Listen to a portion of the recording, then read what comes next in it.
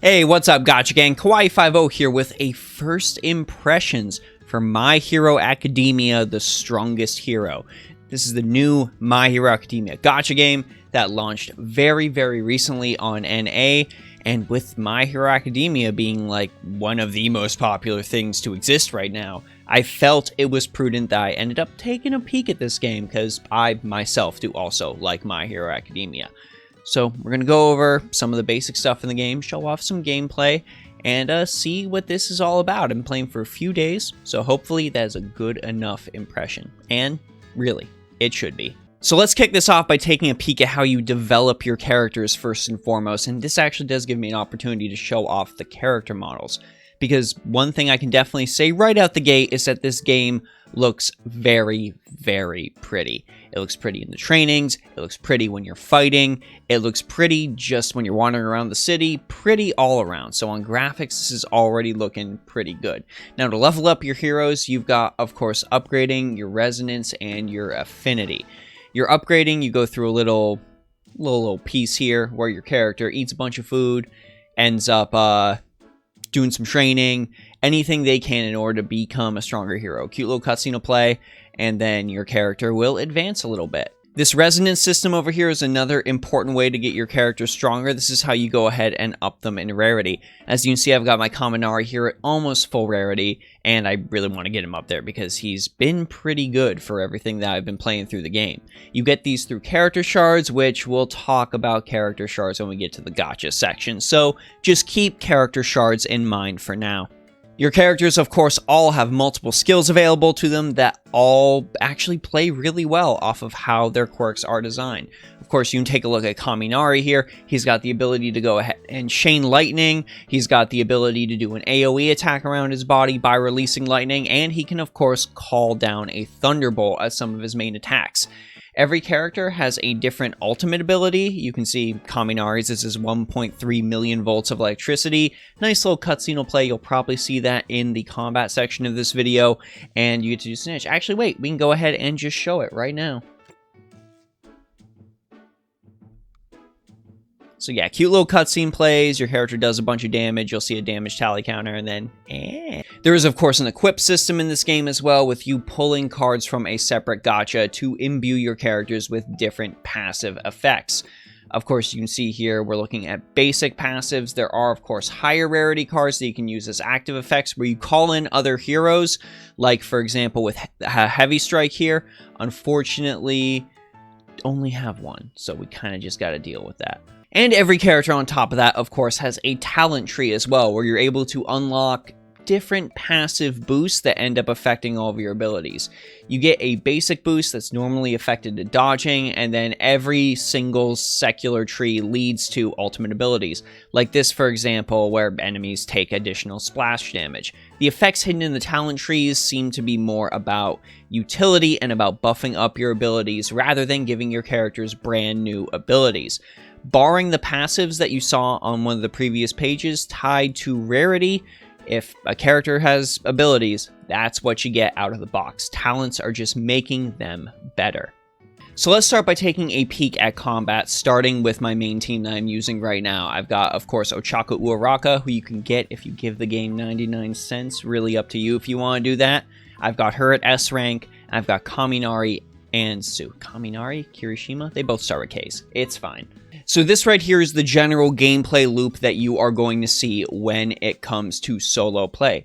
You're going to go ahead and select your own particular hero. I've already got Uraraka selected, and you're going to pick a spot on the map for them to go to. You can see that there's different extra targets that you have to complete down there in the corner of the screen, and completing these targets, well, that's part of your positioning. You technically want to try and position your characters in ways that you have the most likely character to complete that bonus objective in those different spots. My team is so strong, though, that it really doesn't matter. So let's just go ahead and send Uraraka to the closest checkpoint. Characters will move around auto path fine, but then a battle will begin against some clearly B-rank villains. Let's check that on auto so we can go ahead and see the combat. Yes, there is an auto mode. And you can see here, combat here looks great. There's a lot of stuff going on with these graphics, a lot of neat particle effects, a lot of combos, very, very Genshin Impact, very Honkai Impact for the way that this all ends up playing out. I'm sure you see it chugging a little bit. That is honestly just my encoder. However, I have seen players with lower end phones talking about how they're having the same issue.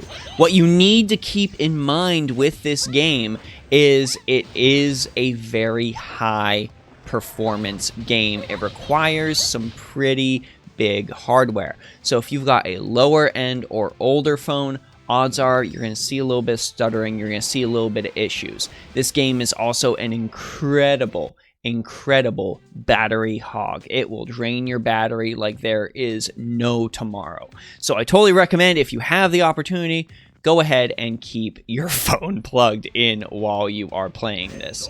Sometimes there will be little extra bonuses on these different missions. Like you can see right here, there's this extra office work that I've got to protect, but it's not really a big deal because my team is so strong. We can just go ahead and burst our way through, and everything is totally fine. Kirishima, of course, punching through, clearing house, and we've got Kaminari helping out occasionally. Each character also has an assist skill that you can equip to your other characters, and will have that hero show up, do one of their attacks, and then, honestly, that's pretty much it. You can see there we've got a special cutscene playing, absolutely beautiful. Again, just speaks to the graphics in this game. They actually did clearly work very, very hard on this. I have seen players clamoring for a PC version. Speaking about each character having their own separate abilities, you can clearly see that being the case with Sue. She's able to, use her camouflage, she's able to fire out her sticky tongue, really juggle enemies for very, very long amounts of time. It is absolutely insane. And what we are seeing here in the auto battle is the auto battle actually sort of playing smart. This is straight up hilarious, and this is honestly the kind of cheese I myself would be using to play this game. It's absolutely insane. So that at least is good. The auto battle in and of itself is pretty smart, except, you get occasions like that where you get stuck on corners sometimes, but overall the auto battle seems to ultimately correct itself. If not, you can just go ahead and move yourself, and then to take away from the thumbstick, and auto battle will continue on as though nothing happened. So if you want to be a time saver, if you want to, do that thing you're not supposed to do and play this while you're at work or something like that, just let it auto grind, totally feasible. And of course, in true fashion, a boss appears at the end of every single stage. For the bosses, it generally just seems best to take your strongest hero, hence the title, my character Uraraka for this example, and then just go ahead and charge in on the boss. Bosses in general seem to have some pretty unique mechanics. They have a super huge health bar, which you'll see after she takes out the trash, and below that you've got a little break bar. You end up taking the break bar down, and then after that, the boss becomes far more susceptible to damage, and you can stagger them and knock them around like a ragdoll. I am sure if you get really, really good at the combat in this, there's going to be some shenanigans you can play, but right now, you can see Uraraka just straight up abusing the fact that she can go aerial to just ultimately crush this boss like it is nobody's business, and then use her ultimate. See? Easy peasy. And now there's just this little extra guy. Kill him. Clear the stage. At the end of the stage, you're going to get all of your delightful little extra rewards. You're going to get a cutscene if someone's there. See, Principal Nezu's telling me the trash is all cleaned up. I feel like that's a metaphor for defeating the villains. But, what can you do? And you'll end up beating the stage, and you'll end up getting all of your rewards. Sometimes you'll see that banner flashing across the screen too when people end up pulling characters and stuff like that. I don't really like it. It kind of pulls me out of the game, but I haven't really found a way to shut that off. Maybe that's just on me. As you can see, rewards in this game are plentiful, and we did end up actually grabbing a summon ticket too. So let's go ahead and talk about summons. And let me forewarn you, it ain't super pretty. So taking a look at the standard summon banner in the game, now we can get to what I'm sure you've all been asking since the start of the video. What are the rates in My Hero Academia, the strongest hero? Well, for starters, it does have a pity system, which, let me give it this bonus, I do love that it has a pity system. Every gacha game needs to have a reasonable pity system no matter what.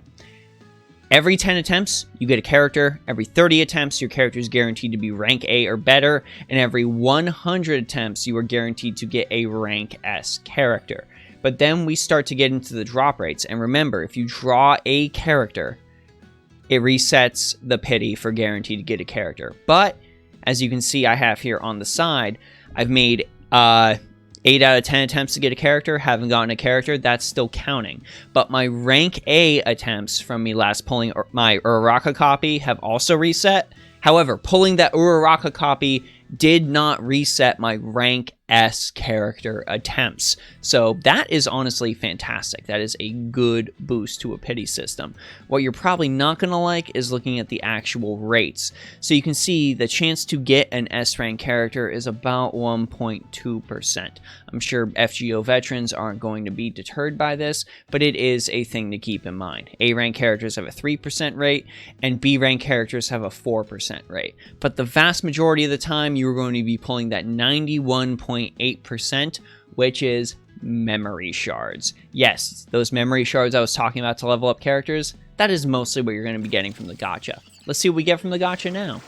That's this neat little animation, and then you got to go ahead and sign for your hero. Or sign. There, that's good enough. And boom, we got a Kirishima shard. Just like that. That is all that we get. Of course, there is a separate gacha as well for these different support cards. Support card rates, they have the same pity, they have a similar pity system actually, where you get a 4-star better support card every 10 attempts, and then during special event modes, well, when you summon a 6-star support card, you're guaranteed to get the banner pick, so they've got at least that. You've got, of course, some crazy support cards for characters and enemies that aren't in the game yet. So they've got the models in there, which means that clearly these characters are going to be on the way, and we've got characters all the way up to Mirio, so it looks like they're planning to support at least the amount of characters in this game for a fairly long. Of course, what is a gacha game without the gear system? A gear system, however, in this one, it is honestly not bad at all. You can see it notifies me that I've got new pieces of gear to equip. I can just go ahead and do that right away. It increases your team's overall battle power, and the gear does affect all of your characters. You do not need separate pieces of gear for every single character you have. Just go ahead and equip the best gear that you have no matter what, and your characters are going to be fine. Of course, what is a gacha game without PvP? And you are seeing me currently engage in match battle. Ping is not super good, but I mean, what can you really do when it comes to any sort of gacha game? You do fight against actual opponents in this, so it's pretty great that you actually have an opportunity to, you know, play against real people. In an action game like this, I think that's a truly phenomenal pick. That's what you want. However, I am actually getting absolutely destroyed because I'm talking to you guys while I'm trying to go ahead and fight this PvP battle. What can you do, though? What can you do? Just go ahead and overall fly up in the air and completely avoid your enemy and body them. That is actually exactly what you can do. However, that is, of course, the problem that runs into these games when it comes to PvP. You end up running into these situations where you aren't able to really stay connected to your opponent.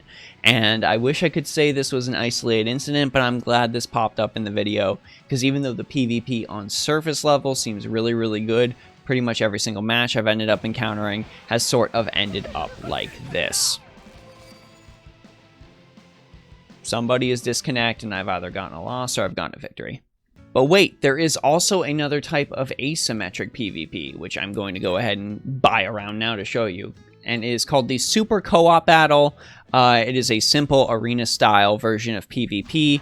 You have computer-controlled characters, your opponent has computer-controlled characters, and you just kind of go ahead and watch them fight, and it's pretty much just whoever had the highest battle power, or in higher ranks, I assume the best team composition wins.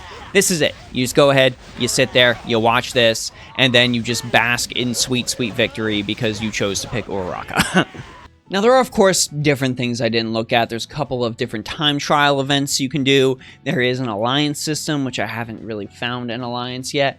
But I feel with what I've shown you, you've pretty much got the good ideas of the meat and potatoes of the game. I do think that there is a solid game at base here with My Hero Academia, The Strongest Hero. There are just some things that overall need a little bit of tweaking. Of course, for the matchmaking, you need to have more stable servers if you want your players to do that fully, somebody walked through me, that fully one-on-one PvP experience that needs to be done. The character building is nice. I like that I get to have all these different characters. I do enjoy the pity system, but I do wish the rates in this game were a little bit better because more players I've seen have not had any of the S-rank characters than have had them. There are also other problems I've run into that you unfortunately haven't been able to see due to the nature of the video, mainly the stamina problems. This game does have an unfortunate problem where players run out of stamina far too quickly, and a lot of the time you're just sitting around waiting for it to recharge. Not really any sort of easy way to get stamina, reminding me back to Genshin Impact stamina woes. If you want your players to play your game, you can't have the stamina system be so restrictive, or maybe just don't even have it at all. If players want to grind all day, that's fine. Let them grind all day, though I can understand where the issues would arise with PvP. I think I'm going to stick with The Strongest Hero for a while, sort of see how it plays out. See maybe if the PvP ends up getting fleshed out and more stable, see if the story sections end up going anywhere, see if there are any sweet missions you can go on, and see if the overall gameplay loop of doing all your missions every single day to get more gear, to craft stronger heroes, see if that ends up bringing me to a more satisfying conclusion when it comes to super co-op battles and live PvP as well. I think there's potential for a strong PvP community here, just needs shored up. But I want to know what you all think, so go ahead and let me know your thoughts about My Hero Academia, The Strongest Hero, down in the comment section below. Let me know how you feel about the leveling system, let me know how you feel about the characters at launch. If there's a mode in the game that you think is your favorite, I'd like to hear about that too. If there's anything you think could be done to improve the game, of course, let everyone know about that down below as well. It is only through communicating these issues or our praises to these developers through any and all means that we are truly able to make sure that the best games continually come out. Anyways, this is Kawaii50. I hope you all have a phenomenal day. I'll see you all in the next video.